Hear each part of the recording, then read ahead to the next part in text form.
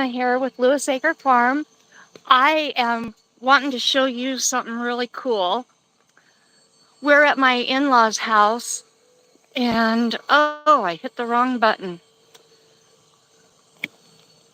Hold on. Let me find the right button here. Here we go. We had a swarm of bees show up in my mother and father-in-law's flowering cherry tree. And with a few phone calls, I found a wonderful gentleman named Larry who came on the double to extract the honeybees. And I wanted to show you this process. I'm going to go ahead and go around to the other side. We might be able to see it a little bit better. This honeybee ball was about the size of a volleyball. There you go. They're flying around now, being disturbed a little bit, but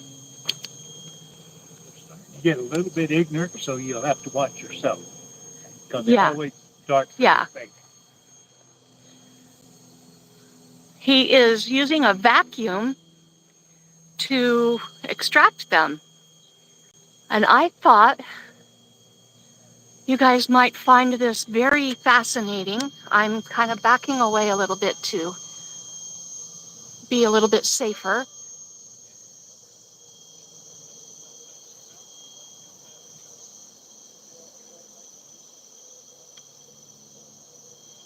Just a few well-placed phone calls, I was able to find a gentleman to come and safely take care of these bees and give them a happy home, rather than having to call an exterminator, which we certainly don't want to have to do. Bees are so important to the environment. And I'm getting a little bit further away as they're coming down.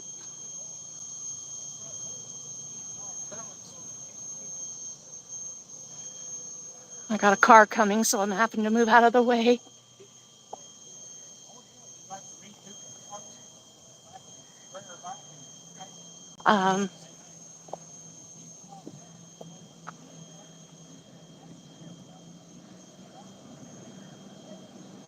This is fascinating, guys. This is really fascinating, and the lighting isn't allowing me to see any comments. I hope you guys are able to see what's happening.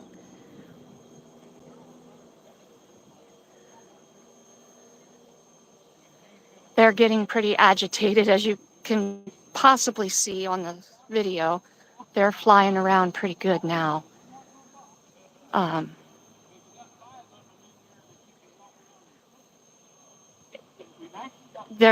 The ball of bees was, if you could form it into the shape of a ball, it was probably the size of a volleyball, maybe a soccer ball.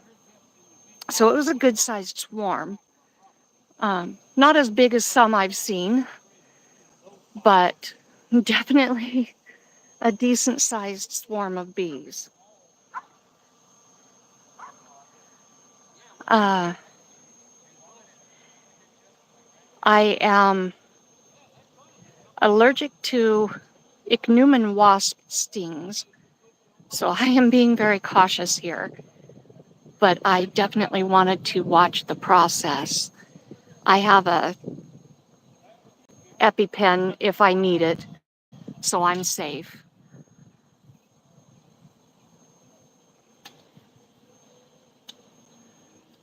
And it was so kind of Larry to allow me to go live and allow you to watch the process. And the vacuum doesn't hurt the bees. It's a very safe process.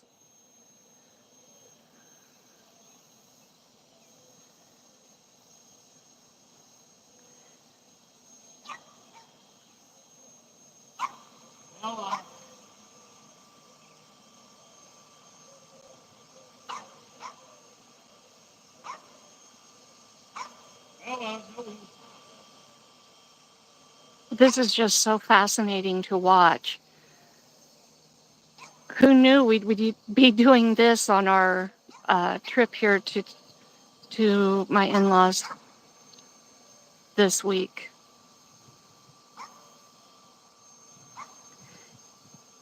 If you guys ever find a swarm, don't panic, because they're simply looking for a new home.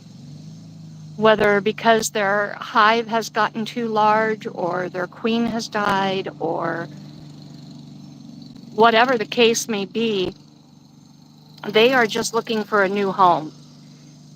You can simply research apiary beekeepers and make a few phone calls. Call fruit farms. I actually called a local berry farm, and they were able to put me in touch with the right people to find someone to come and take care of the bees.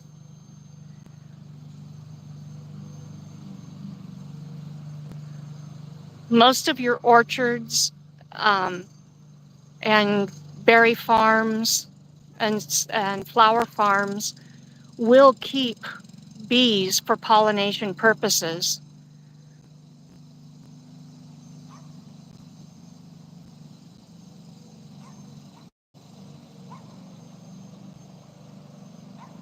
As long as your bees are not Africanized, they are not going to harm you unless you harm them.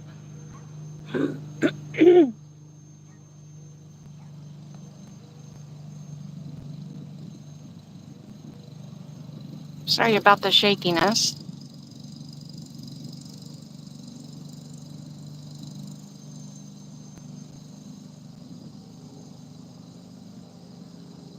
Well, welcome in, everybody. I'm glad that you're here. Um, we're having a honeybee swarm removed from my in-laws' flowering cherry tree. And I just fascinated by the whole process and thought that you guys might like to see how it was done. Um, because of the position of where they were when he got started, he was able to just use his vacuum to remove the majority of them um, quickly. Now he's just waiting for the rest of them to get close enough to vacuum them up. They're flying around trying to protect their hive, their colony. He's just waiting for them to come close enough to be sucked in. No idea how long the process will actually take, but I hope when we're finished that I'll be able to ask him a few questions and talk to him. Real nice guy. Real nice guy.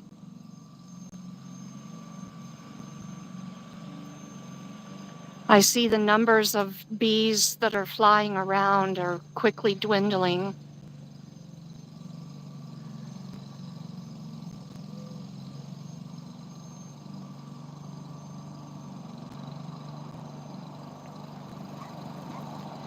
There's some that are flying around the bucket where the vacuum is. Uh, they know the rest of their colony is in there, and I think they're trying to get to them, but the only way to them is through the wand of the vacuum.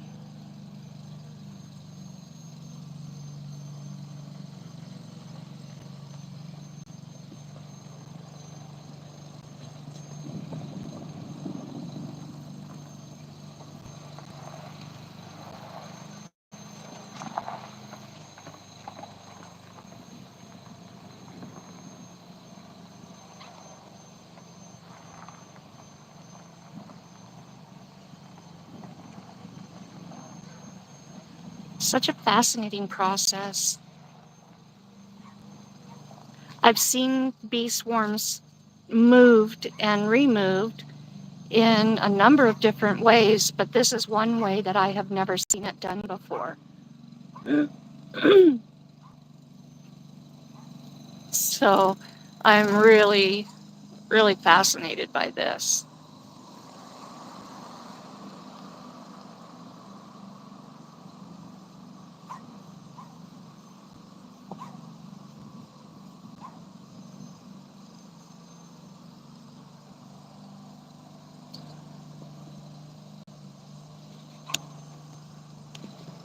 It definitely takes a little while waiting on all those that have been flying around, the scouts. It takes a little while for them to get close enough to be vacuumed up. There's still quite a few out there, but they're getting closer and closer.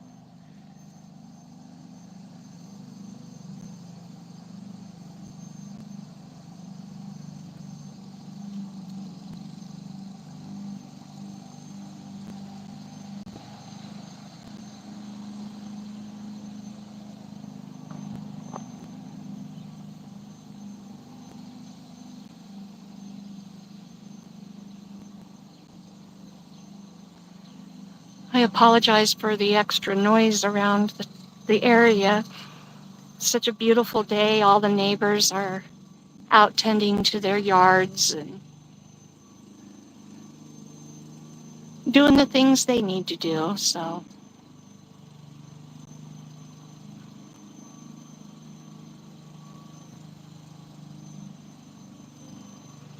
and if you're catching this on the replay, Logan and I came down to be with my in-laws for a few days. And while Logan was out doing some yard maintenance, he looked up into the flowering cherry and discovered a small swarm of honeybees and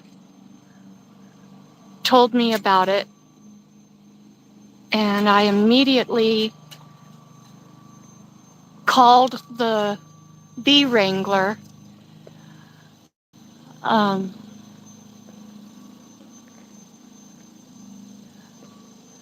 hey, Larry, there's a whole bunch on this side of the branch.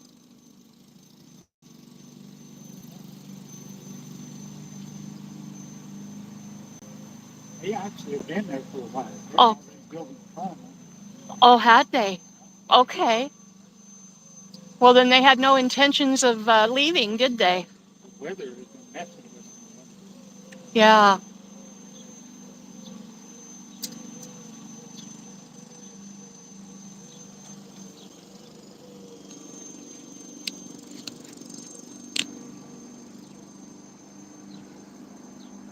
Oh, I can see that where they started their hive. Yeah, yeah.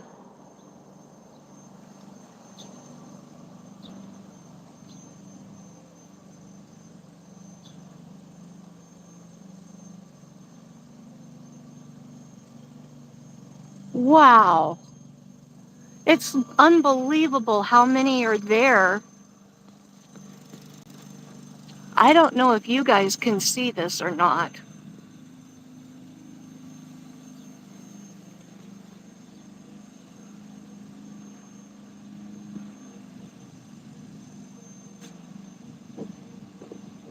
But look at that. What we were just talking about is right at the base of the tree, kind of behind where the vacuum was or is. There's a little bit of yellow,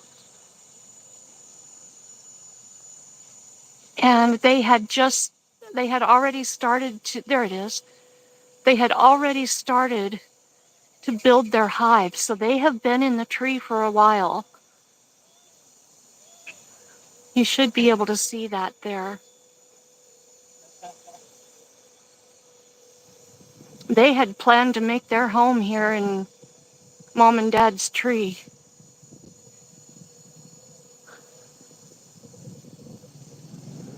I guess it was a hospitable place. Well, hi, Ronson. Hi, Rebecca.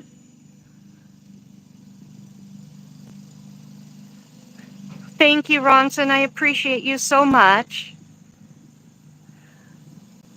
The gentleman that's here does this quite often. Whenever somebody calls him, he will drop everything and go get the bees and find them again. There they are. Kind of hard to keep track of it when we're zoomed in. And so he's pretty good at wrangling the bees. In fact, his business card is the bee wrangler. So this is what he does.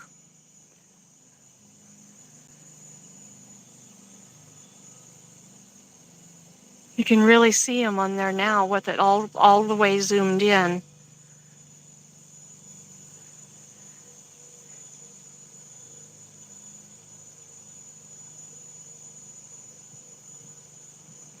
Very fascinating process. Gotta change hands. I apologize for how shaky and wobbly it is, but this is it's a hard thing to hold this steady. I find oh, there it is. Look for the wand and then I can find the bees. And zoom out a little bit again. That makes it a little easier.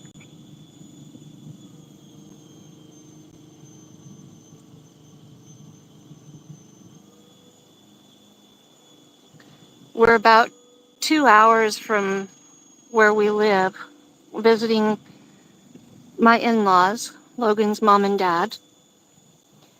And he was just out here. He was getting ready to trim the dead out of this tree when he discovered the swarm. And then he came and told me about it, and I started looking for somebody to come. And I appreciate Larry so much. He came, he was here within 20 minutes of the phone call. And he didn't waste any time whatsoever on starting to vacuum them up.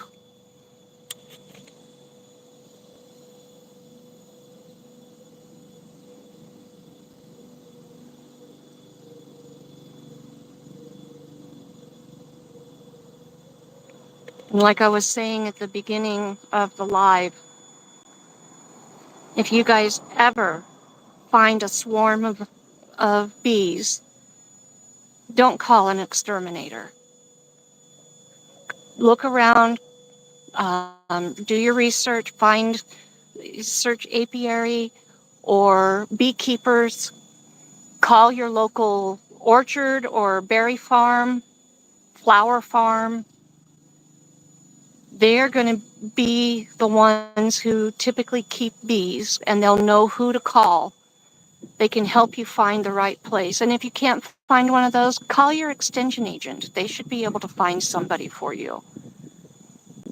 It doesn't take much to find someone who will come and take care of the colony for you. We need the bees.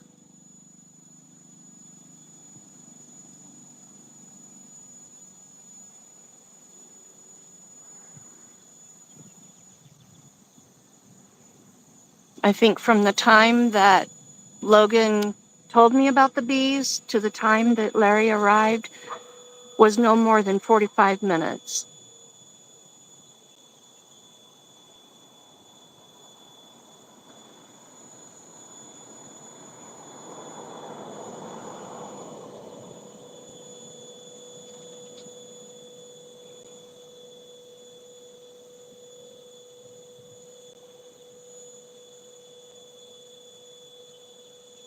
And what I've found just in this one experience is that if one person that you call is unavailable or too far away from your location, they know who to contact And if the next person is unavailable, they can put you in touch with the right person who can come and help. Um,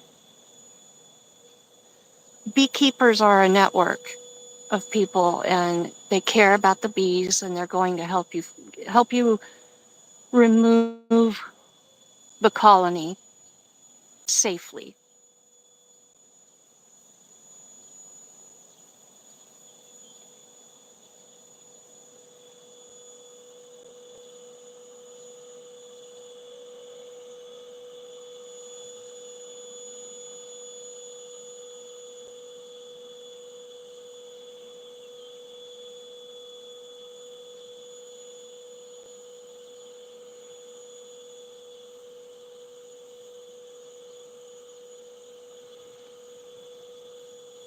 I'm so thankful for the the people on YouTube who keep bees that have taught me um, enough to know how to be safe and to know what to do when I find a swarm.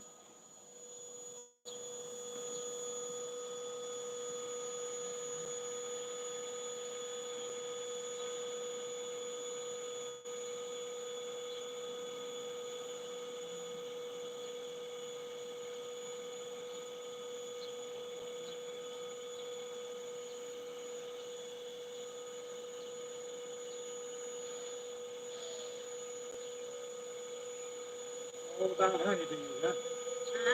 All about honeybees. Yep. You've been there, Michael. You see the yellow up there? You look right up here about the end of the that yellow one?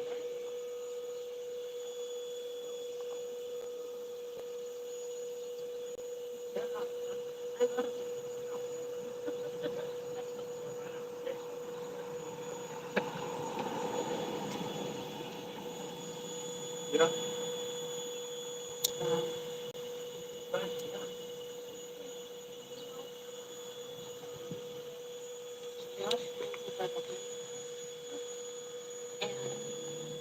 Wow.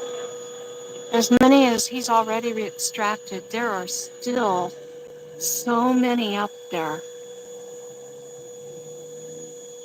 I don't know if you can see that or not. If you look right at the branch,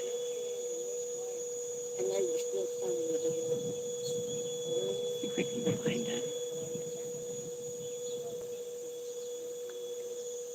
There's still so many up there. Look at that.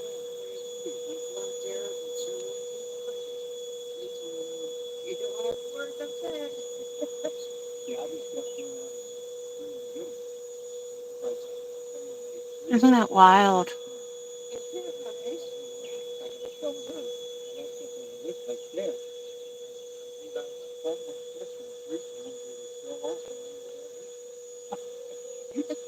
It's just such a fascinating process to watch. Oh, there you can really see them down there.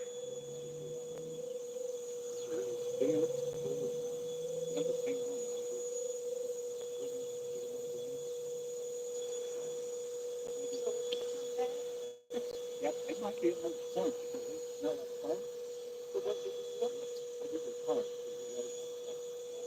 I'll stay on for just a little bit longer, and we probably won't have them all extracted because there's so many still. But we'll stay on for just a little bit longer, and I'll try to get a short interview with Larry, and then I will let you guys go. But I just thought this was such a cool, interesting adventure on here that you guys might like to see it. Seeing it in person is incredible.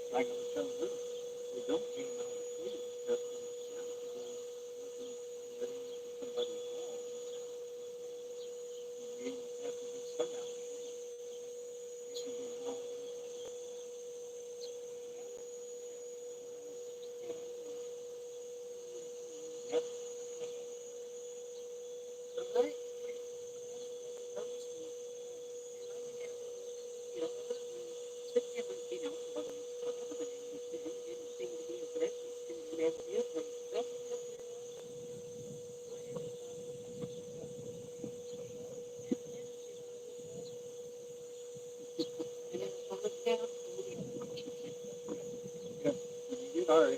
You gotta watch what you do. I'm building on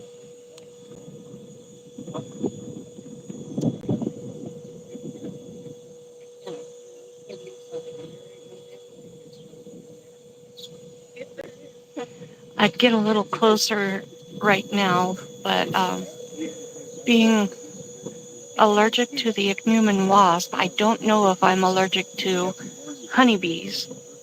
I really don't want to find out.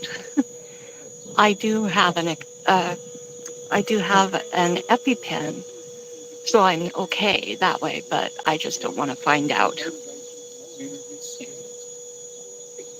Not if I can help it.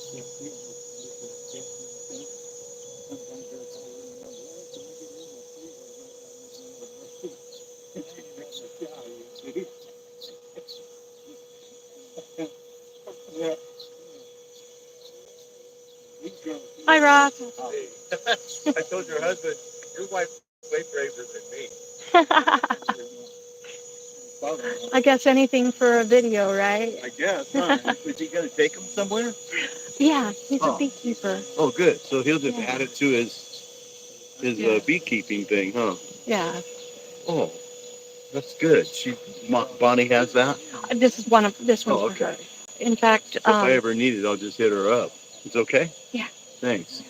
Oh, shoot. Look at that. Yeah, that's only a tiny portion of them. The rest are already in the bucket. How are they staying so calm? Um, It's weird. Yeah. I'll tell you what, I was painting a house one time in California, and big 2-story house, and I went out in the front, and I told my son, I go, dude, can you hear that? And he gets quiet, and I go, there's bees in this wall. And so I told the guy, hey, you got to get rid of these bees. I'm not going to get involved. I'm not getting involved in that. And they were Asian people, and his mother-in-law started crying because she thought they're going to kill the bees. And she's like, no, the bees aren't going to hurt you. I go, no, the bees are going to hurt me. I got to get up on top of that, Yeah. you know. But they came out and they cleared it out. And there was 80,000 bees and 80,000 beehives in that. I mean, they were making honey right in between the drywall and the exterior wall. Yeah. Dude, that's a lot. Yeah. This ball was about the size of a volleyball or a soccer ball. Wow. And you can look up here. I'm live on YouTube right now. You're fine. You're fine. Um, but if you look right up there, it might be covering it, but you can see the yellow right below his vacuum wand. Right below that vacuum wand, I'm trying to get it back in focus here right below the vacuum wand is a piece of yellow, and that's where they'd already started to build their hive. Oh, wow. That's how long they've been here. Well, be careful. Oh, yeah. Oh, yeah. If they hadn't have calmed down, I wouldn't be this close. I was over there. Oh, okay. Yeah. Smart. Right.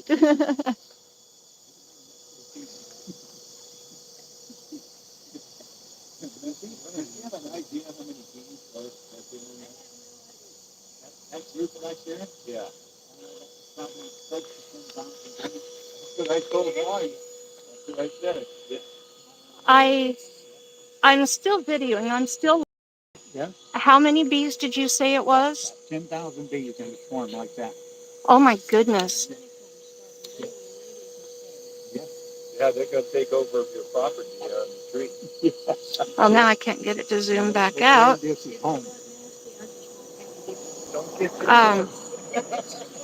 I don't know if you heard that or not, but the swarm that was here was about 10,000 honeybees. The one I got the other day, that was close to 30,000 bees there. Well, I can't imagine what that one was over my head. It's a flame. That's incredible that there was about 10,000 honeybees in this swarm. I wouldn't have thought it was that many. It didn't look that big. Yeah. To be able to make 3 hives, I don't know really good. This is good. That'd be one. They're forming another ball up there now. From that outside, isn't it? Yeah, it's right over here on this side. Yep, right there. See, I can feel them coming down the pipe. Oh, cool.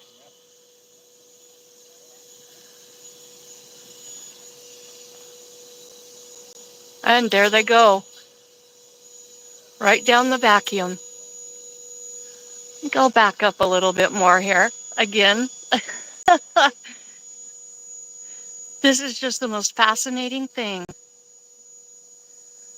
Who'd have thought I'd be doing this while I was here?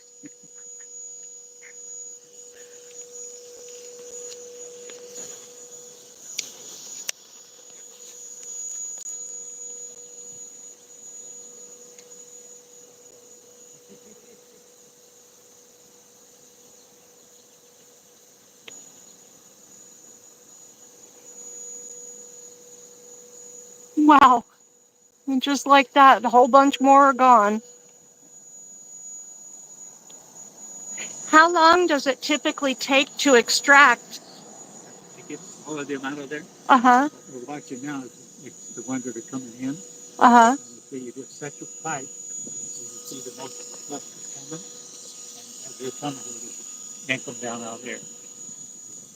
Now, if they were low enough to the ground, what we'd have done, we'd have set up a hive body here, and just let them go in the hive body, and you come back at night, and everybody's in Okay. this hive. I'm stepping back just because I am allergic to wasps. I don't know about honeybees, but I do know wasps. So Yes. Yeah.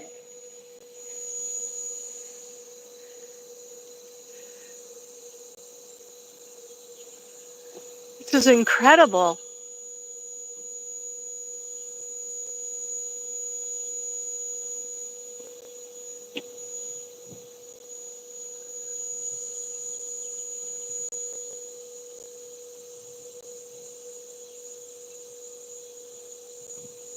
You see the yellow jacket, one queen lays 8,000 eggs. And all it takes is one yellow jacket nest to wipe out a nest like this. Because they shoot in there and they get the queen and they take the queen back to feed it to their mama. Oh my goodness. So that's why we're death on yellow jacket. Oh yeah. I do everything I can to promote the bees at our house, but I will destroy yellow jackets and wasps.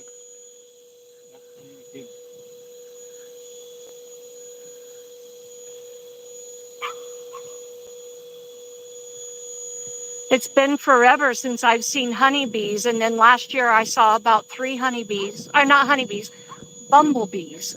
Bumblebees. We have what's called a roller mite, and that's the deadliest enemy right now of the honeybee is that roller mite. Yeah. It goes right into their side and kills them. Now, I tell them anything created by God, Satan's got something to fight. So, yeah, Did I just have one land on my head? I don't see it. Yeah, it is, right on your band. That was Thank you. I just had one land on my headband. I felt it.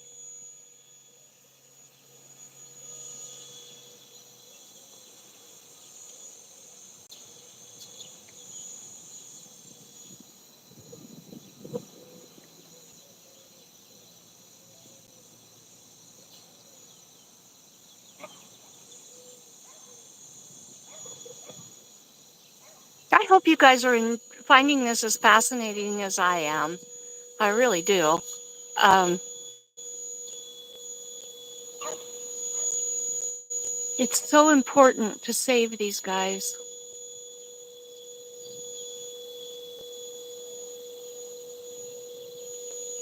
While there are other pollinators, the honeybees are one of the most important pollinators.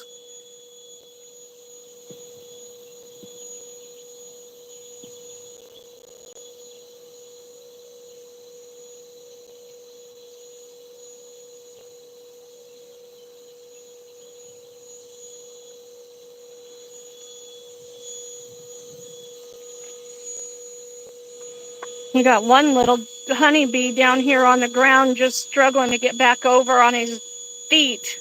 Yep. A lot of times they could smell what's coming out of here, Uh-huh. and they'll all come down here because the queen's most likely in there already. Right. They can smell her hormones. And they'll start hanging out there for vacuum.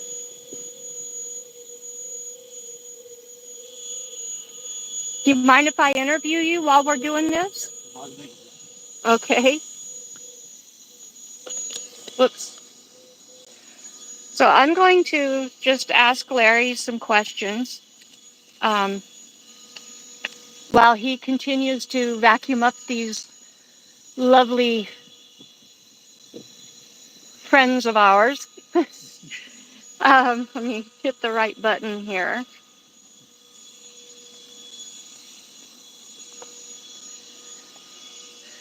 Okay. So your name is? Larry Moss. Okay. And I've been doing it for 55 years. 55 years. That's incredible. Yeah. What got you interested in the honeybees? My ex-father-in-law, I worked on a cattle ranch in California, Uh-huh. and he asked me if there was any bees on that island, and I told him there was bees everywhere. So he said, you find me a hive, and I'll show you how to get them. By the time we were done on that cattle ranch, we had 64 hives. Oh my goodness. Yeah. I'm being dive bombed. Yeah, that was the deal with that. And then I moved to Idaho in the 70s, and I brought all my bees with me. And I lived over here on the interstate, and they were going across the canyon because they had the peas planted over there.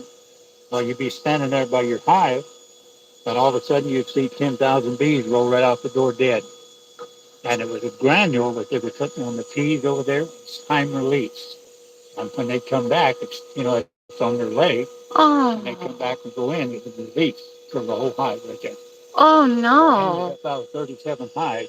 I only had just a couple of hives left. Oh, that's awful. Then I had a hive of Spanish bees now that we got out of a deal down there. And those Spanish bees, they will cover your whole hood and shut your air off. So nothing bothered them. They lived on until I had them on a rock pile north of Jerome. Mm-hmm. And the guy called me and said, Larry, something messed with your bees. I thought there's nothing messed with those bees. I went out there and they were scattered all the way across the rock pile. And I said, what in the world happened there? He said, I think it was that steer. That steer had his head against the tree, and he was skin and bones before he ever got his eyesight back. Now, the Spanish bees have tore his head up. Yeah, so that was the end of my bees for a while. Oh my goodness. And then a friend of mine down there in Hagelin, he told me, he said, Larry, he said, you still interested in bees? I said, yeah. He said, well, this guy cut this tree down, and he said, you're in the tree, would you come and get it? And I said, sure. Now, I went down there, and I looked at them, and they were a bee that Montgomery Ward sold back in the old days. It was called a little midnight bee. Oh my It goodness. would not sting you or nothing. And I sat there and played them and got bigger until they all went in the box. Yeah.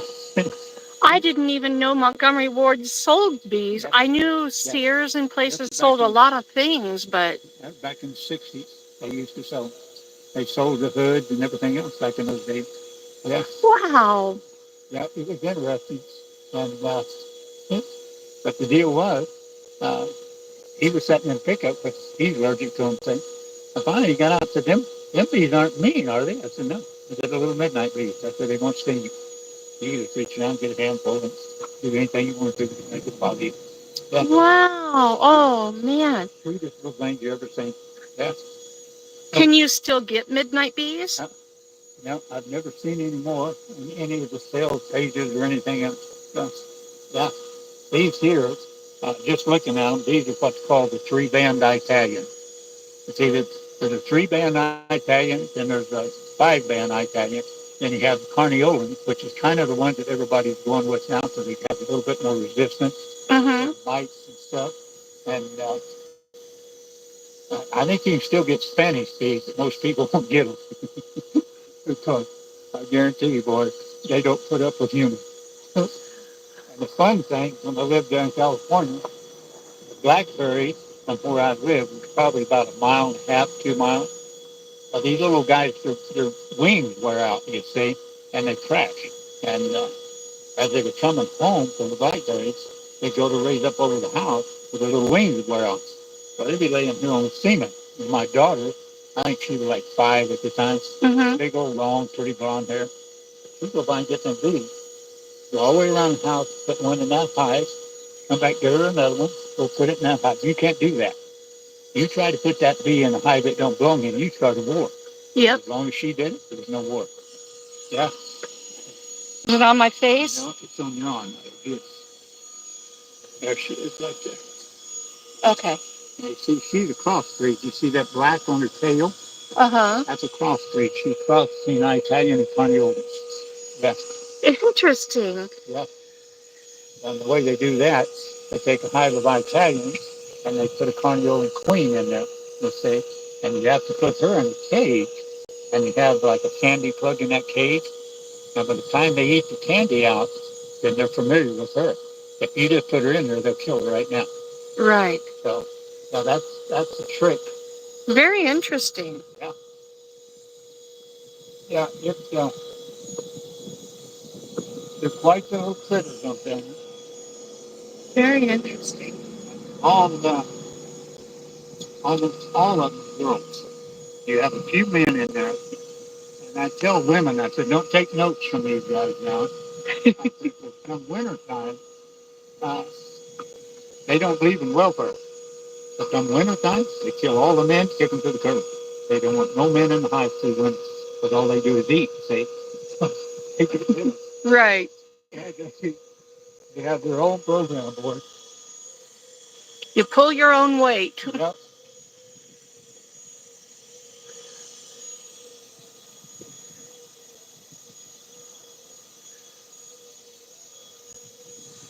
So, I did prove my father-in-law wrong on the drones because we were taking a hive out of a monster willow tree. And the honey, we already had a wash tub full of honey, but the honey was running on the ground. My bees were just about 1/2 mile from this tree. And around that circle of honey was all this row of drones. And I told my brother, I said, they're going back toward my house. I said, I'm going to run home. So I went home, and what they would do, they'd come in and land on the deck. uh-huh. And when they did, it'd be about 6 girls grabbing, and they would just empty him out, just like they do on an aircraft carrier, turn him right back around, send him right back. I called my father-in-law. I told him, I said, I made a liar out of you guys. He said, how'd you do that? I said, these drones will actually carry raw honey. Then I said, I'll prove it to you if you want to come over here. He drove over there, took him down where we was working. I said, now you watch him. And he was sitting there watching them. So we went back to the house, and I said, you watch when they come in here on the deck. As soon as they'd light, the girl was grabbing, and about 6 or 7 drain him empty, coming around, send him back. So he called his brother-in-law and said, Larry made a liar out of us. His brother-in-law never would come out there and would not accept it either. Yeah, would not believe it. Wow. Yeah. Well, yeah, that was the deal. I definitely proved to him that drones can work if they need to. That is interesting. Yeah. Very interesting. So now what will happen to these bees that you're collecting today? I'll go put them in a hive. And once I put them in the hive, then I'll give them about 3 to 4 days. And then I'll go in and I'll look for my queen to make sure I do have a queen. Because if you don't, then you got to buy a queen and put her in there. Okay. A lot of times when you see what we're seeing here, they didn't have a queen because they just stayed here like the ones in Goody. Because they don't know where to go. Right. Because if mama don't lead us, what do we do? So, and the way that works is the scouts go out and the scouts find these places and they measure the whole thing. Then they come back and they tell the hive. And they do a little wiggle dance. And that wiggle dance tells them exactly where it's at, how much food's in the area, and how big a spot they found. So then the queen, she'll say, I like that one. So tomorrow morning around 9 or 10, they'll all take off and go to that one. Yeah. That's why when somebody calls like you did here, I come right now because if they're just on the rest mode, they'll only be here for just a little bit, and they're gone. Mm-hmm. So if these little girls here, they've been here because of this weather. Yeah. Now, my understanding, based on videos and things that I've watched of other beekeepers, is that if the hive has gotten too big, then they will split. That's what they do. That's what you got here. Okay, so this is a split Yeah. that was trying to form a new colony. Yeah. And this is the old queen. What she does, when they get ready to do their split, they put on about 5 queen cells just hanging in there. And the first queen that hatches, she inspects it and says, okay, I like you. They kill the other 4. And then she packs up her family and away she goes. But she leaves that new queen in the hive. Now, this is your old queen from the hive here. Okay. And these girls probably came from California because they're just now bringing them back from the almond pollination. Right. So when they brought them back, they're already big in their hives from down there because the weather's better, see? Right. So when they bring them up here, and it won't be just a few days if they don't do their own splits in their yards. But when they do a split in the yard, they take what's called a nuke box, Mm-hmm. put 5 frames in there, and they'll take out the ones that are in there, and they put them in there, and that's how they start a new hive, such as commercial beekeeping, and make these nukes, see? And once that's established, then they transfer them into a full-size hive. Yeah. So that's another part of the process. So, yeah. Okay. We're thinning them down. They're getting thinner up there. Yeah. Yeah. Yeah, and there's not as many flying and swarming around us. Yeah. I feel a little safer. Yeah. Standing here in a sundress and no hat or hood or Yeah. I know mom's neighbor said that I was awful brave to be out here like this, but Yeah. you know, if you don't show a lot of fear, Yeah. they pick up on your fear. Yeah, they do, real quick. It's your adrenaline. They see Yeah. your adrenaline, and that's what gets you stung every time. Yeah. But there's always an ignorant one in there. Right. You're gonna find them, even in some of my best hives. I'll always have an ignorant one that says, I don't recognize you. But most of mine, uh, when I walk out my back door, they're right there with me saying, where's our dinner? Mm-hmm. Yeah. So they want to know where the dinner's at. Right. So they recognize you after a while. You also can't swat at them because that's you just, swing at them, they're trying to get you right now. yeah. Yeah. Yeah, I've been very fascinated by the bees and learning about them, and Yeah. I would absolutely love to be able to have a small hive, Yeah. just one, Yeah. just one. Yeah. But I live in a mobile home park, Yeah. and Yeah. I don't think my neighbors or the park manager would be happy with me. No, they would come unglued probably. But now, see, if I had those midnight ones, Yeah. you know. Yeah. Yeah. Hi. Yeah, the little midnight ones, they just went on about their work. They didn't get excited about anything. So, yeah. And your real good hybrid Italians are pretty much the same. Like I said, you'll always get an ignorant one. Right. But the best part, no, they're just pretty mellow. They're going about their way. And that's why I like Italians over all of them. Yeah. Yeah. Well, I'll tell you, if I could get me a small little hive of those midnights, I'd be happy. I do gardening, and I have flowers and such, and I just think that would just be absolutely ideal. Yeah, you bet. Yeah. Yeah, I don't like being without my bees, and that's what happened this last year for us. All the bees got wiped out. 62%, they figured, of all the honeybees. We had one guy here in Hageman Valley. He's been in bees as long as I have. He lost 4,000 hives. So, Oh my goodness, that's a lot. Yeah, that's 300 hives. So, yeah, pretty sad deal for him. Uh, but see, they had these contracts with these almond growers down there. Well, he couldn't match his contract. So my friend and Gooding took his 300 and mixed with some of his to hang on to his contract. So he saved his contract now that they're doing that. Well, I'll tell you, Yeah. one thing I learned real fast just in trying to find somebody today was that Yeah. beekeepers are a network of Yeah. a close knit network of keepers. See, we have a bee club in Quinn, and that's one of the things that's helped me. Like the other day, see, I bought 2 packages from them, 2 packages of Italian. Well, I had done a service call in Burley, so I thought, you know what, I'm just going to swing by and see if anybody, didn't pick up their bee. So I went by and I told Heidi, I said, anybody didn't pick up their bee? She said, no, they got them all there. I said, okay. And Sherry was going, what are you doing? I said, I don't want to have a hive of bees that we have to send back anywhere. I said, I'll just buy them myself. So I no more got home and got my first beer out, sitting there drinking my beer.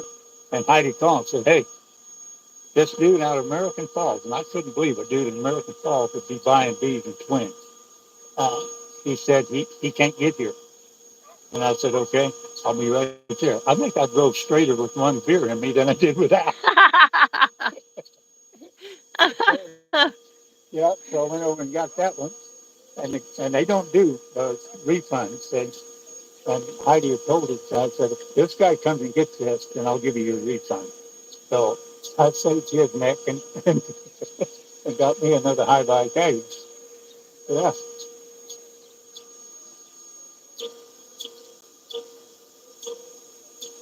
But it's funny how they get to know me, and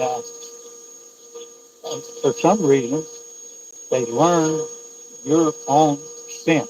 Right. And they don't sense any danger. Right. So they automatically come to you when it's dinner time. That's incredible. So I walk out that back door of my house, and I have a cloud of them right around me. Or dinner. Yeah.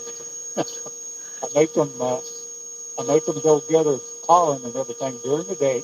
And then when I get home to eat, that's when I start feeding them. So, and boy, do they know it. And I got another clown, the same clown that's got the bees right over here where these come from, most likely. He's about a mile and a third from me. And you'd be surprised how many of those bees come to my door. Yeah. Oh. We'll go to Larry's place. There's the bee wrangler. He'll feed us. Yeah. Yeah. Yeah. I believe that, if you've got animals that are supposed to be working, Yeah. yes, let them work. Yeah. But take care of them. That's it. You got to. And that's the problem with a lot of people. They say, I want bees, but then when they get them, they don't know what to do with them. So right. That's where we get into trouble. Yeah. There was a lady the other day, like the queen comes in that cage, see? Right. And it has a cork in it. And you got to slip that cork out real quick and put the candy plug in. And she showed back up on the same first bee day and said, my queen's dead. And he's gone, why would your queen be dead? Because they check all of them before they give them to you, see? And she said, well, he's just dead. And he said, I don't understand how that could have happened. And she said, well, it did. He said, no, I don't understand that. What she was trying to do was get her 3 queens. The queens are $48 each. Wow. And finally, she come clean. And what it was, she tried to get that queen out of that cage and mark it. This is the first day. You don't dare do that, you think. And when the process, she squished it probably and dropped it, and the bees killed it right there. So she brings the queen back in a plastic bag. So that let him know she has taken that queen out of that package. So Oh. finally come clean. So Tell me you don't know anything about bees without telling me you don't know anything about bees. yeah, yeah.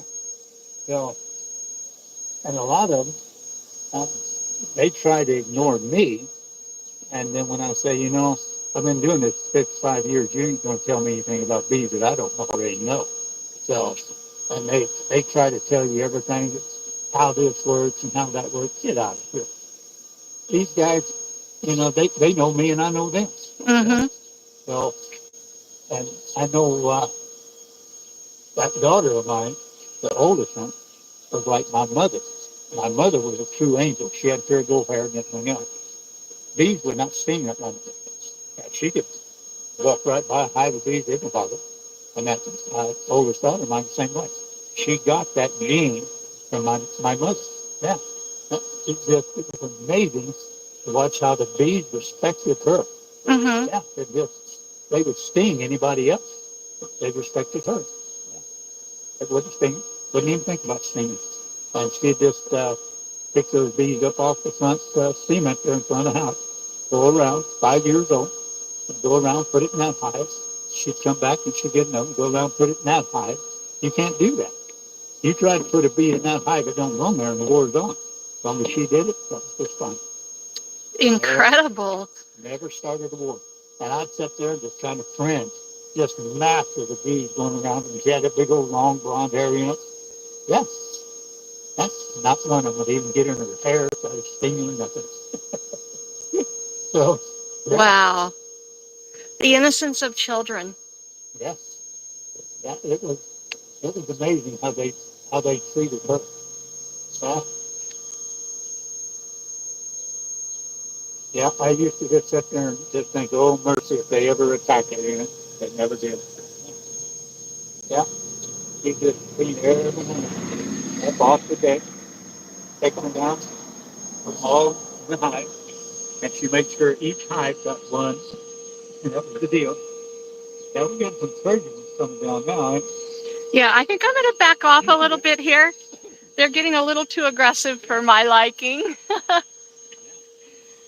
um, we'll go back and talk to him a little bit more after these guys calm down again. But they're getting pretty thin up there in the tree. Um, we might have to cut this short. I just saw that my battery is getting low. If I can get Logan to get my battery pack and cord, then I can keep going. But I don't see Logan to ask him. Logan, if you're watching, you are. Could you go in to the office and get my battery pack and my charging cord so I can continue to film? I would appreciate it. I had to back away a little bit here again because they were getting a little agitated again. Wow, it's crazy. Just when you think you're getting down on how many are there, then you realize how many are still there. Be careful, Mom. They're getting active again. Yeah. So I backed off again.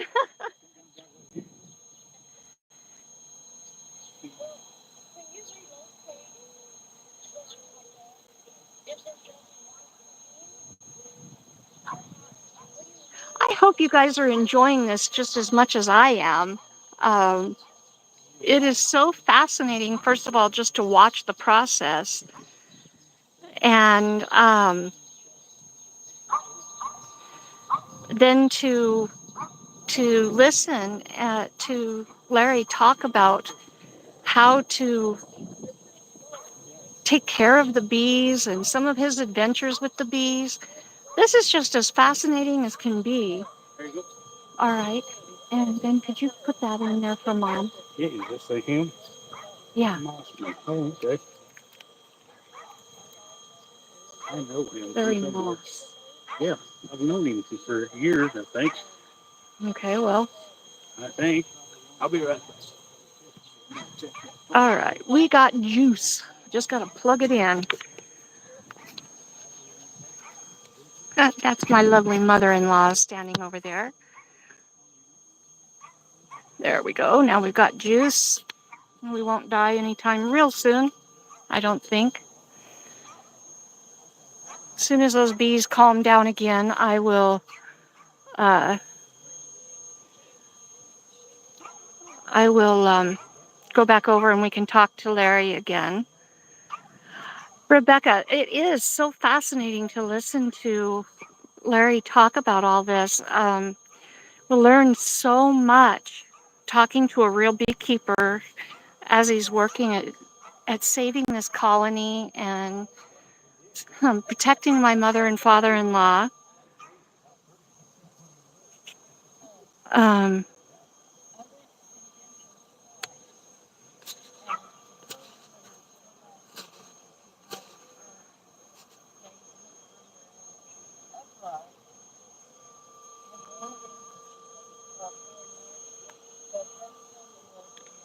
I'm standing clear over by the mailboxes, and they're coming all the way over here, letting me know they're not happy.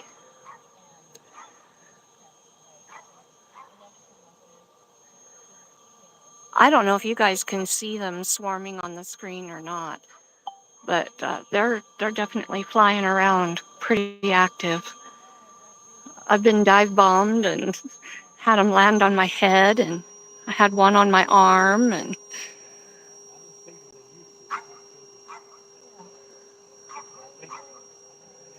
that's our dog barking in the background. She's in the backyard and can't see her people.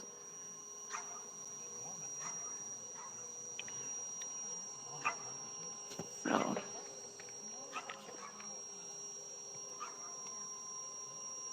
looks like they're kind of calming down again. Not enough yet for me to go back over, but they are calming down a little bit.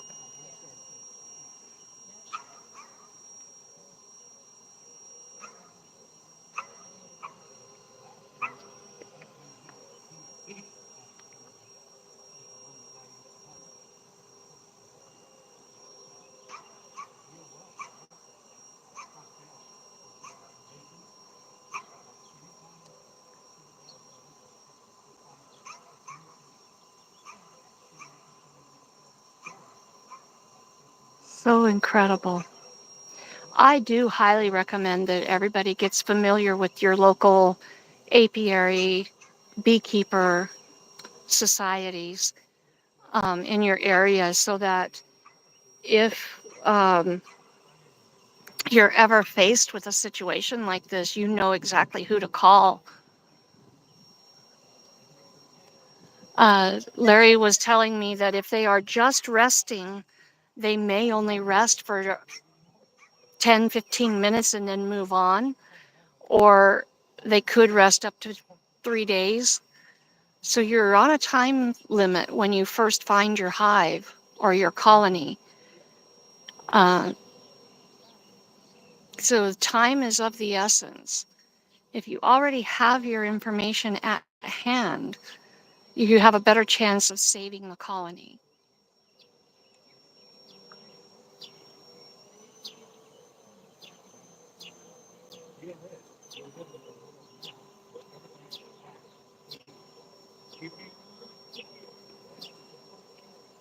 It probably doesn't help much for me, the fact that I'm wearing a red dress. They probably see that and think, ooh, flower, food. Looks like they've calmed down considerably now. You can get a little bit closer again.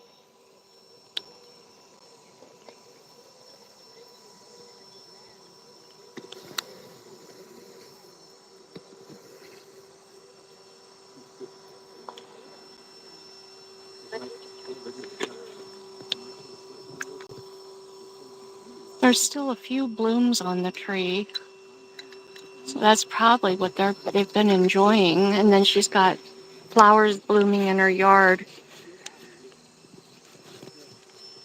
irritating to me. I got on to ice cream maker. Okay.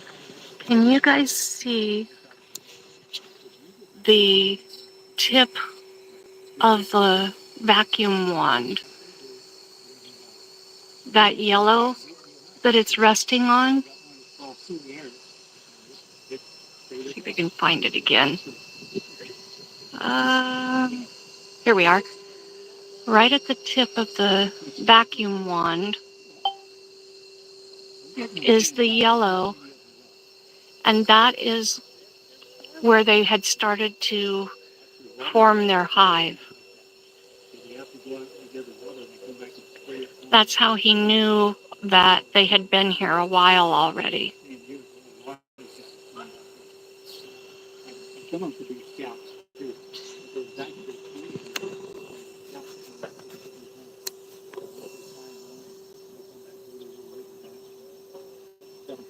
Yeah, there are still quite a few.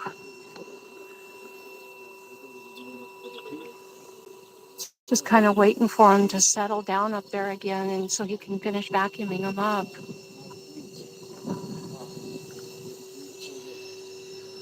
You can see them down here at the vacuum. They can smell the rest of the colony inside there, and they're wanting to figure out how to get back to their colony.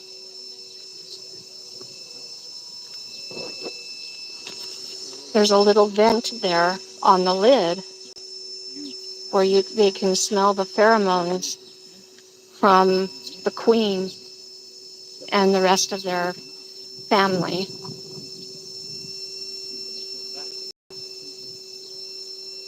And that's how they know where their family is.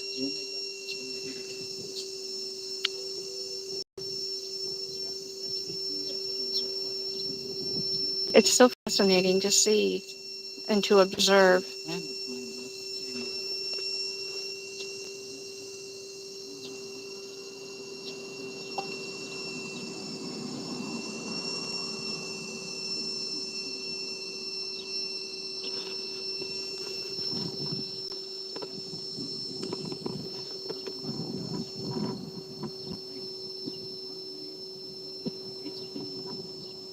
They're beautiful.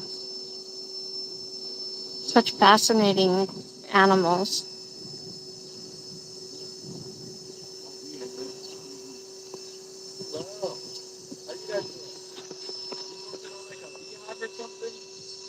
Yeah, there was a swarm that settled in the trees, and this gentleman came to extract them. What we're doing is around here, and we're just inviting everyone to join the church this Sunday. Is that something? No, thank you. I'm not from the area.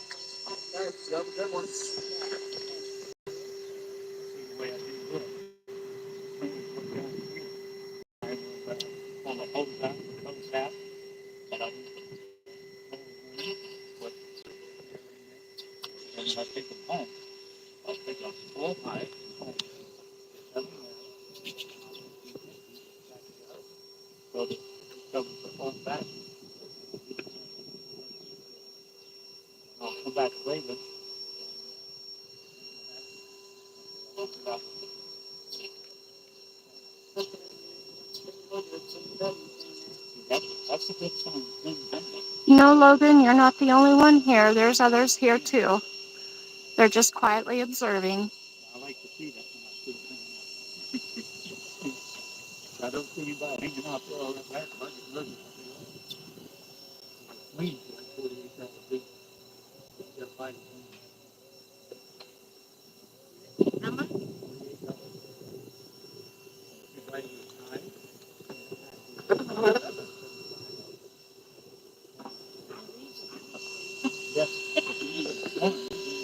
Here you can see a close-up of these bees. Aren't they incredible to watch? Just incredible to watch.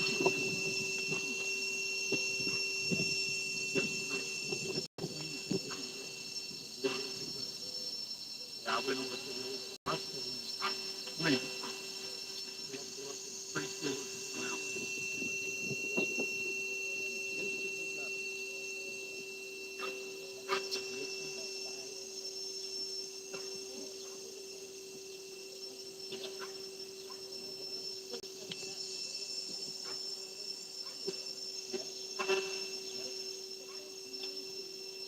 In this lighting, it's hard to see my screen real well sometimes, so I apologize for uh, the misses on my One of the good parts. on my video here.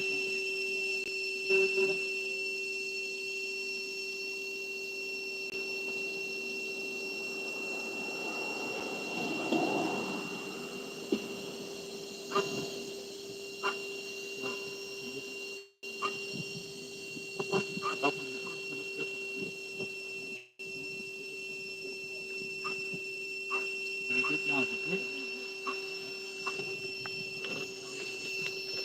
Let's see if I can sneak back over here and catch the conversation at hand without getting too close. yeah, and that top piece, I have to send like that one there. I the one that got the truck. I sent it back to him because the battery was supposed to go to 3 hours. It wouldn't do it. I sent it back to him, but I put that little screen on this one myself. But when I got the other one back to him, he had already took this screen and it through. He took notes from Larry. Yeah, yeah. Yeah, that's basically what we're collecting right now, is just water jacks and scalps. Yeah. Isn't it amazing what the good work created there? I mean, I think these were created before that. I really do. And I the do reason, too.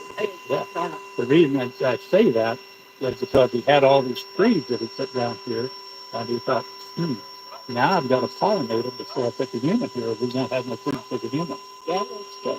Yeah. And that's my theory about the honeybees. They would give us illegal. Yeah. Yeah. Yes, it really is a first question. Yeah. Because Yeah. he had his reasons. Yeah. But to me, if you just stop and think about the size of them, Yeah. and how smart they are, Yeah. and their capabilities, Yeah. and how really we depend on them. Yeah. I tell people right in the front of their body is where their chemistry lab.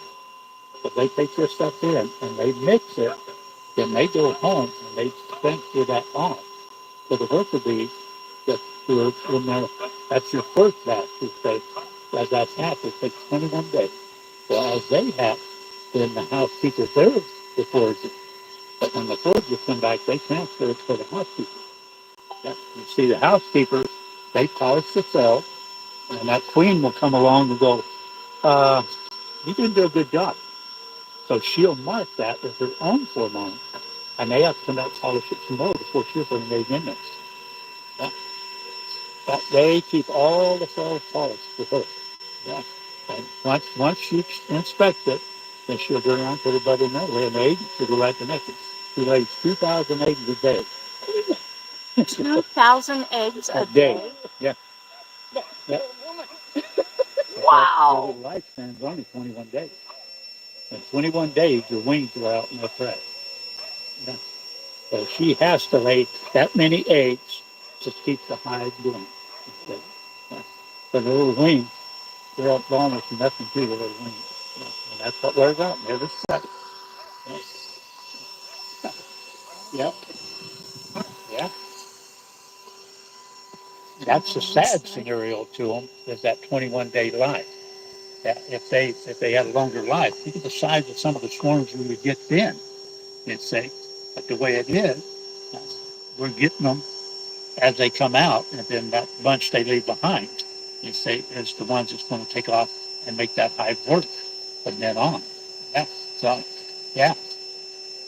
It's just amazing. Did you know all of this about I'm learning so much today. I'm learning so much. You're going to use it for your YouTube? I'm on YouTube right now. Oh, you are? I'm live. Oh, I've been recording the whole process and did some interviewing with Larry, and I'm recording the conversation now while we are live. Oh. People are watching us right now. Yeah. Well, are they as amazed as we are about this? Yeah, You know? yeah. They're learning right along with us. Betcha, yeah. That you can see up there now. That's about all we've got left up there right now is this water jack. They went out to get water, swarm, and they come back, there ain't no swarm. So they're saying, who's this clown down here on the ground with this white pipe? But like I say, you can feel every one of them coming down. Just a click, click, click. Yeah, just got the end. You'll feel it. Feel that come down? Right. Hold it right down here. Oh, Yeah, you can feel them when they come that down. is it's just amazing. Yeah, every one of them comes down, it's click, click, click as he goes down. So, yeah. And the other thing that most people don't know, these are almost all women. There's very few There men you go. There you go. that can take control. And that's what I would tell her. When it comes winter time, I said, you women don't take notes. Because come winter time, they don't believe in welfare. They kill all the men. Yeah, there won't be no men in there come winter. Maybe that's our way of ruling the world. And we'll eventually get all of it. Oh, shoot. Yeah. Amazing. Yeah, and if you get a hive that doesn't have a queen in it, and if you don't get a queen to them in time, then that drone will actually start laying eggs. And he's a male. And he can lay male eggs, and then he'll destroy your hive. Yeah. You'll have nothing but drones in that hive. Yeah. So that's why you got to check them. Men are evil. It didn't take you women long to figure that out, did it? We already know. And all this time, women have been blamed For everything, yeah. I know. just because Eve ate the apple. Get the honors that we need. Or It was Adam's fault for not telling Eve the truth Yeah. of Leave- what leave the what apple God tree alone, said. found. She's a hard-headed woman, wasn't she? She can do things her way or no way. Yeah. Well, Adam didn't tell her exactly what God said, so she just was going to do what she was told. Looked like something to eat to me. That's right. Yeah. That sneaky snake, no shoulders, Yeah. told her a lie, and she believed it. Yeah. And it was a male. That's what. There you go. So we just solved the dilemma. It's all the man's fault.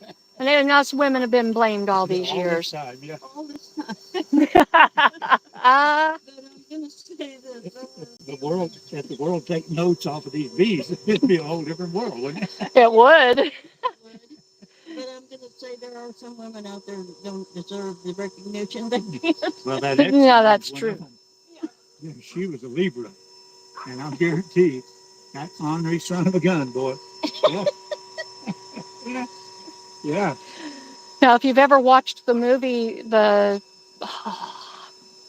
Woman King, it's about an African tribe, and the women they were the warriors. Yeah. Yeah. Well, they wanted the job done right. Well, the deal is, when you put a uniform on a woman, she just turns into a warrior right then. It's just something about that uniform, boy. I mean to tell you, Well, it indicates authority. Yeah. You know, it's authority. I've got If she came out there in her house, it wouldn't work. Would Yeah. They'd say, get back in the house, old woman. Yeah, You don't know one thing. Yeah. Give me just a minute and I'll show you. Yeah.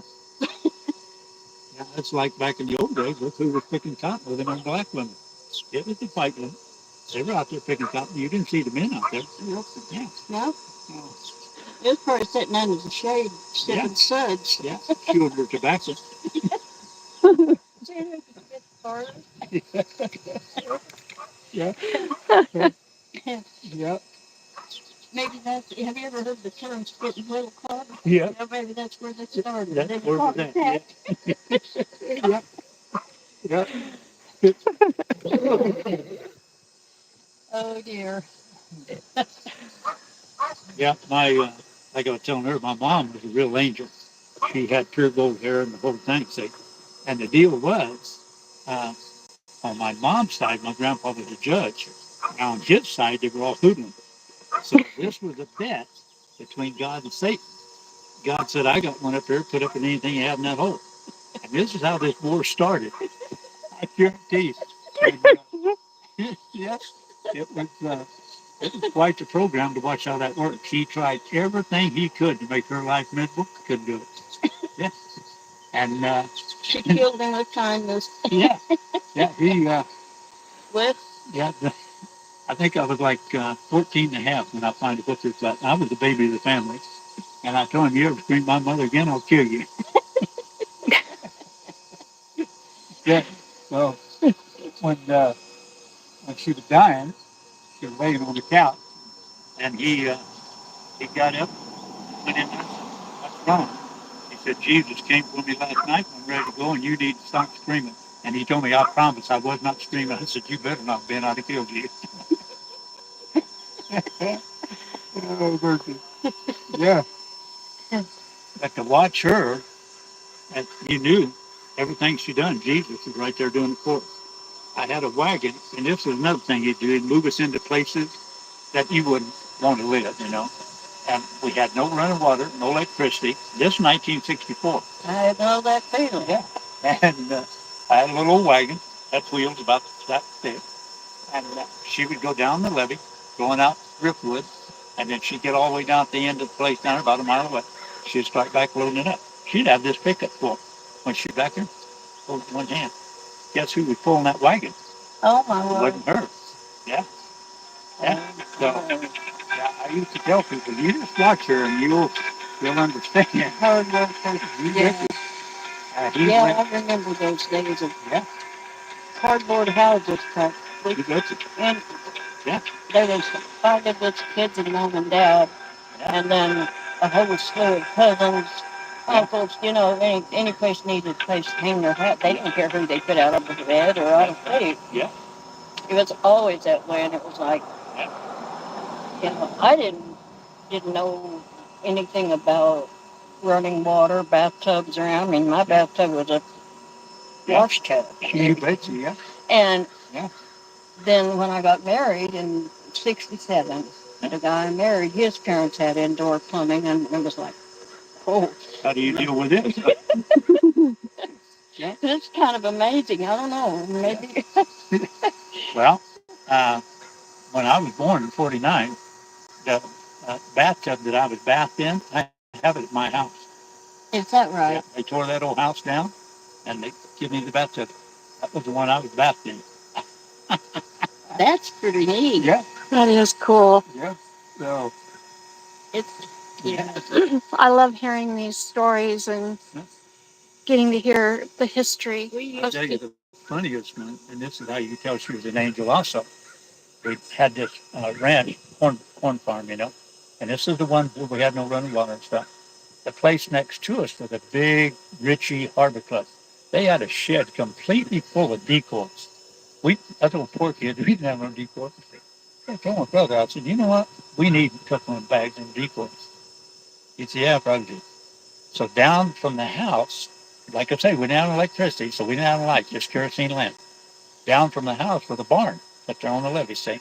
So we had to catch a ferry to get onto that island. So we waited till they went to town. So we went down and we took up 2 boards in that barn. We dug all that dirt out, put it in the river. No evidence, see? So we go duck hunting, and we'd always hunt till after dark. So we went down and got us 2 of them. We hid them by our duck pond. We have a duck pond back our place. And so I told my brother, I said, we'll leave them right here. And I said, tomorrow night we'll go hunt. And I said, bring our decoys back, and we had to come up the seat check into the back of the barn. The house over here. See? So we go get our decoys, and we come up, pick up our 2 boards, put them on there, put them up, Walk in the house, she looked at us and said, "You boys shouldn't have done that." And you want to see two boys about to die of a heart attack right there? And so the next morning, we get up, and she said, told him, I called him sperm donor. I refused to call him dad, you know. And she told him, said, "Come go with us, boys, come on." Now, how'd she know if she wasn't an angel? Which sports? This was a big barn. She walked right over and told old sperm donor, "Pick up those two boards right there." You picked up those two boards, and now you boys take them back where you got them. That was the last decoys we stole. Oh, yeah.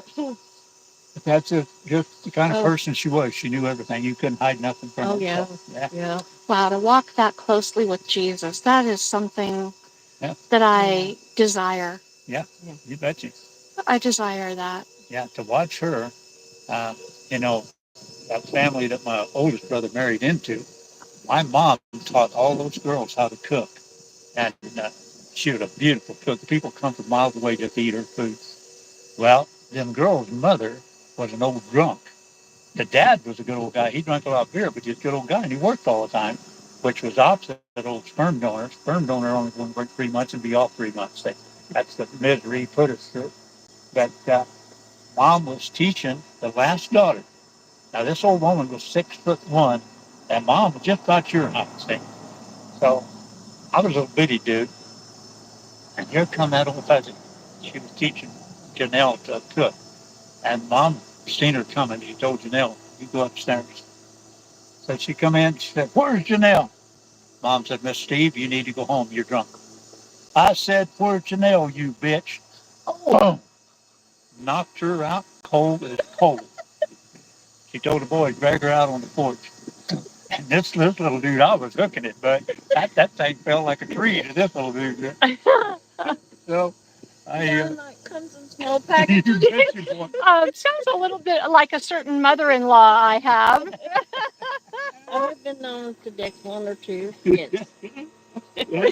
So she told the one brother. I'm not saying it's the thing to do, but you know, sometimes when you get put in a corner and challenged, yeah, best thing to do is knock them on their ass.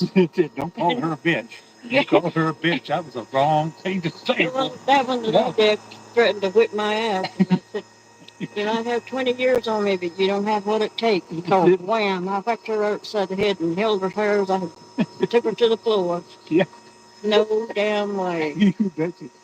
Yeah, that told one brother, "Go get me a wet towel." They went and got a wet towel, put it on the old hussy, woke her up, and they walked her down the corner back to her house. And now you had that one. She never come back to our house again. So mom went ahead and finished teaching Janelle how to cook.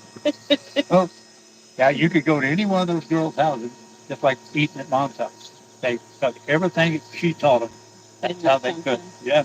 So, yeah. I hope they pass it on to their kids. Yeah. Yeah. Yeah. It was an amazing life for you, Diana. We used to go up to the creek to get water or to a spring. You went to the creek, you had to take your bucket and knock the snakes out of the way. Yep. You got the water after you got through playing. Yeah. By the time you got home, the mud had settled. You got...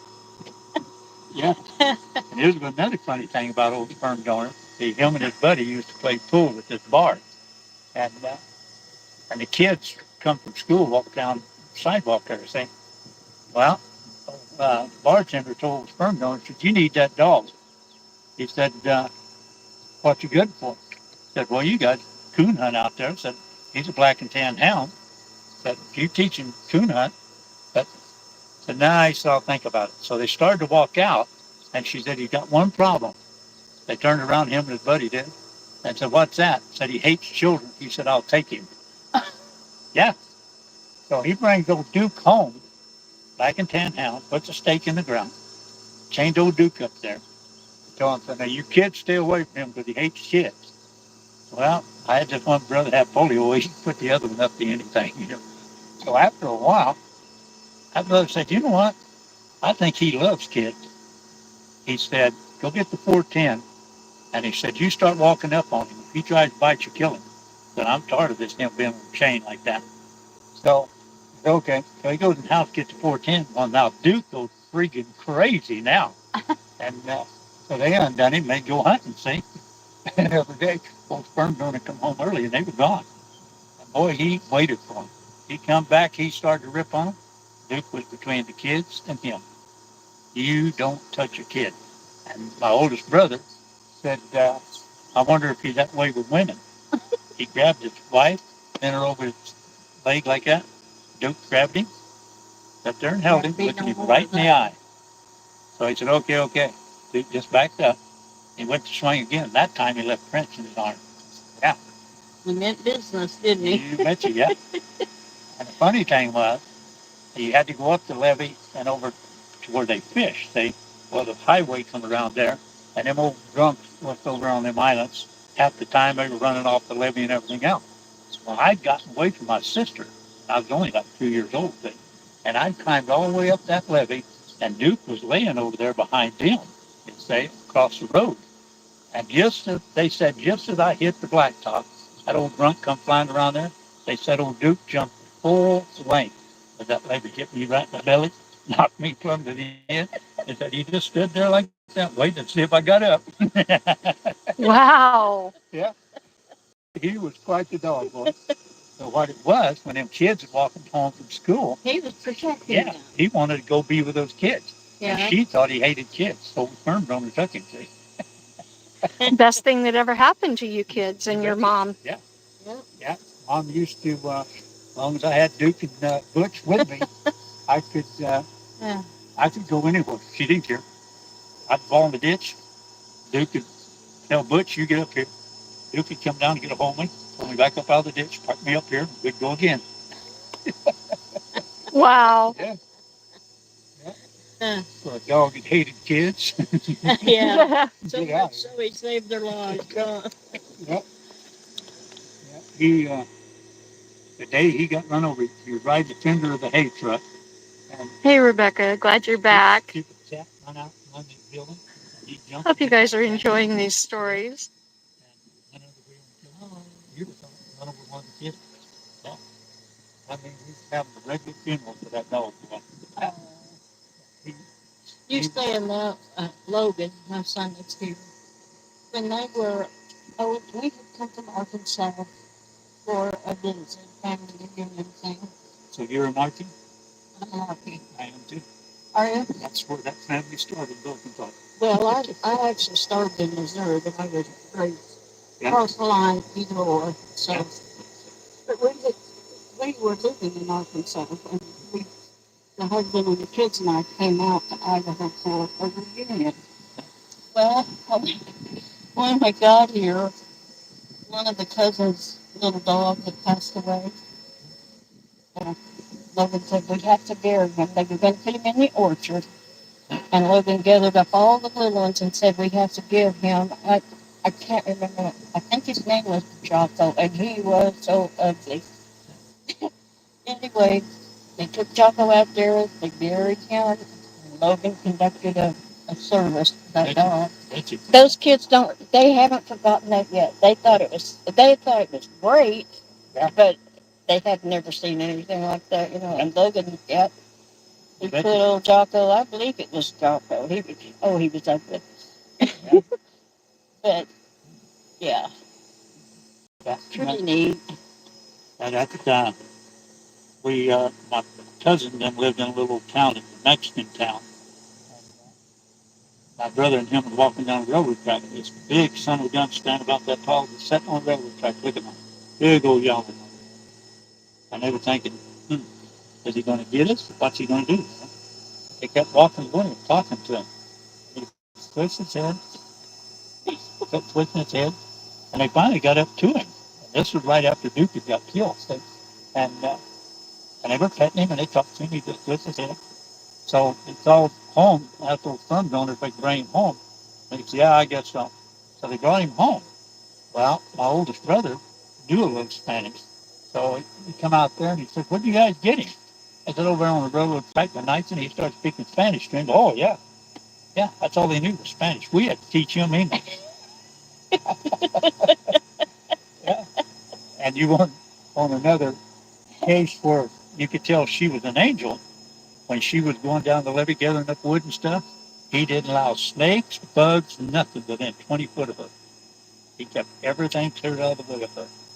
So that was another way we knew that she was an angel. Yeah, yeah, quite a dog. Yeah, amazing. Yeah, he died of a heart attack. That son of a gun. Like I say, a triple brother of mine was sitting out on an oak tree, and he come out of the shop, started walking out there. He just stood up on his hind leg, and he stand this tall on his hind leg. And he got right to my brother and just fell over. And my brother sitting there talking to him, petting him, and then he got over that one. And then it was only about a month after that, he had a big rug there in the shop he slept on. And got up that morning, that rug shredded into a million pieces. He had had a heart attack during the night. So that killed him. And it took a grave like you would bury a human being in. Yeah. It was unbelievable how big that dog was. Yeah. Well, wow. Yeah, we had one bull in the dairy was always getting out, saying, and put a Rocky on him. And he took off down the deal, and he ran right between that bull's front legs, grabbed him, just pulled down like that, and he threw old King end over end, boy. So from that day on, you could just holler Rocky, and old King would back up in the pen. He would know, I don't think I want any more of that. Yeah. So whereabouts in Arkansas are you from? Right there in Batesville, right in that area. Is that right? Yeah. Yeah, we've worked around Mountain Home. Yeah. Yeah. Yeah. See, on the sperm donor side, they were all pigs and everything else, but on the mom's side, my grandpa was the judge. And like I told him, that's how I knew it was a bet. There is no way my grandpa would let that one down. But and my oldest brother said, no, it should never happen. It had to be a bet. Yeah, between God and Satan. See? And mom definitely won. And here was the other thing that he tried to do. My deal was with their bet, she had to fully educate her last son. Well, I needed 2 more credits in my senior year, and I was going to chef college at the same time. And I had a couple of kids rode with me because they didn't have cars either, And we had the 2 cars. And like I said, needed 2 credits. The stupid clown come home and said, I need that car. And I said, well, you need the car. So I just need it. See, that's part of the bet. He had to take my car. See? So I couldn't finish my education. So I thought, So I went in and I told mom, I said, now here's the deal. I said, sperm donor just took my car. So I said, here's what I'm going to have to do. I'm going to have to go back and go to work, and I'll buy my own car, and I'll go to night school. She looked me right now and pointed and said, you make sure you get that education. I said, I will, Mom. Okay. I should have graduated that June. I started my first night of night school. And when I did that first night of night school, when you walk by her bed, you better say good night, Mom, or you get it tomorrow. So when I went by her bed, I said, good night, Mom. I said, good night. She was dead the next day. Oh. See, I had to start my first night, and she knew I wouldn't quit. See, yeah. So that's how that story ended, too. Yeah. She's got stories, too. No. I can tell it on some. Oh yeah, I've got proof right here. Oh, We're God, still live. oh, God. Are they are just about gone? They're pretty fun. We're just catching the little water jack right now. Oh. I'm a painter, so I've been on houses where I heard him one time in the wall, but I told the guy, We've very close. We're very close to catching all of the bees now. So I think I will go ahead and let you guys go. We've been on here for almost 2 hours, just being regaled with stories and education from the beekeeper, the bee wrangler, Larry. It's been absolutely fascinating, and the tree is almost empty of bees. There's just a few left. He calls them the water scouts. They go out and get water for the colony, and I don't see very many flying around at all now. I wouldn't begin to guess how many are left, but he's real close to catching all of the bees. Um, But I want to thank everybody that's been here during the live, and thank you for hanging out with me today. Thank you for watching and being a part of this, listening to the incredible stories. It's been a real fascinating education. Um, I do want to apologize for any part of it that may have been offensive to anybody with the language. Um, that's not something that I promote on my channel, but when you have a live and you have guests that you don't know, um, you take it as it comes. And um, I'm just so thankful for Larry and his willingness to come and save the bees. Uh, just know that um, we're thankful for him coming and taking the bees, and his opinions do not necessarily reflect my opinions or that of the channel. Um, and I do apologize for any language that may be offensive. Uh, it's not typical of my channel, but with that, I just want to wish everybody a wonderful, wonderful day. And I will be back with you guys later on. Um, hopefully, I'll be able to go live with you sometime later this week.